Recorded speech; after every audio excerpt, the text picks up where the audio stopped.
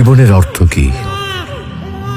আপনার জন্ম হয়েছিল বস্ত্রহীনতার মধ্যে দিয়ে এবং আপনার মৃত্যু হবে বস্ত্রহীনতার মধ্যে দিয়ে।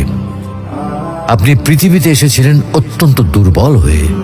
এত দুর্বল ছিলেন যে মার সাহায্য ছাড়া খাবারটুকু মুখে নিতে পারতেন না। আপনি যখন এই পৃথিবী ছেড়ে চলে যাবেন তখনও আপনি অত্যন্ত দুর্বল ও অসহায় থাকবেন।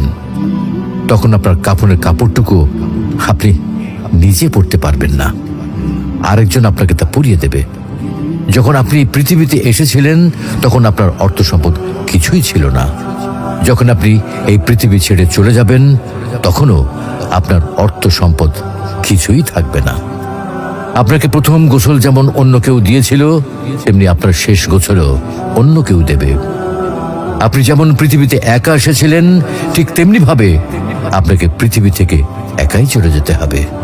আপনার সঙ্গে আপনার প্রিয়জন কেউ যাবে না। এটাই জীবন। হ্যাঁ, এটাই তো জীবন। তাহলে কেন এত মারামারি, এত সংঘাত, এত হানাহানি? কেন এত বিদ্বেষ? কেন এত হিংসা? কেন এত বেইমানি? তাই সকলের প্রতি দয়াশীল হন, সকলকে আপন করে নিন এই ক্ষণিকের যাত্রায়।